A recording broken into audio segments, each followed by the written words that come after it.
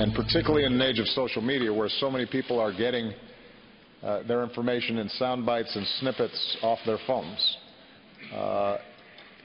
if we can't discriminate between serious arguments and propaganda,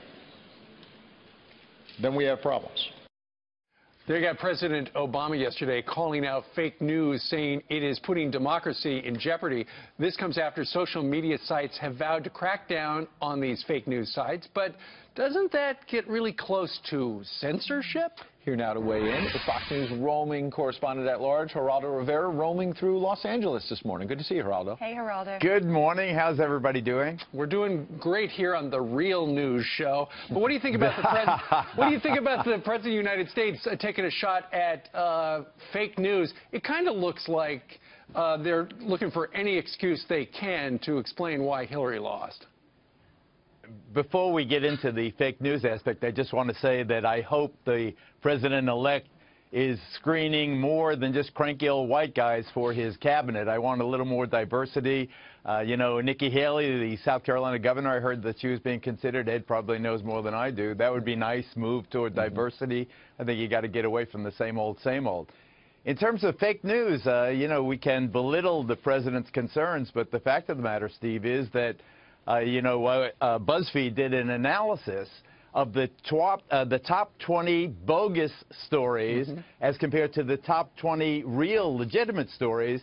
And the top 20 bogus stories, which included, for example, Hillary Clinton sold weapons to ISIS, the Pope endorsed Donald Trump, FBI agent that was investigating Hillary was found dead in a murder-suicide. Well, Geraldo, you know who makes up these stories. Got more hits than the real stories. A lot of these stories are being made up by teenagers in Macedonia who realized they were putting out fake stories about Bernie Sanders, but they weren't getting the clickbait, and so they switched to Donald Trump, and they started making more money.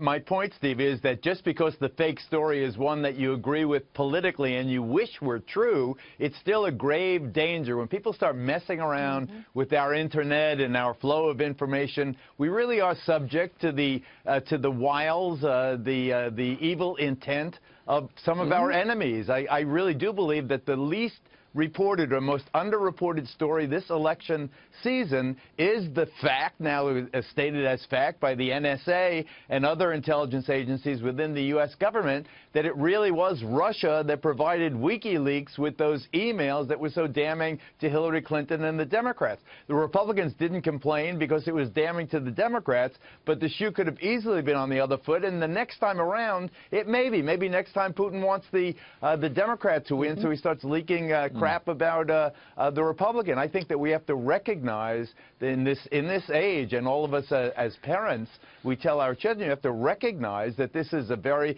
perilous time where truth is no longer in the eye of the beholder. Truth now is on the pen of a propagandist. Just think they need to focus more on jobs and the economy than all the junk mail and in our inboxes. Well, he is no purveyor of fake news, Geraldo Rivera. Good to talk to you. Thank you, Geraldo.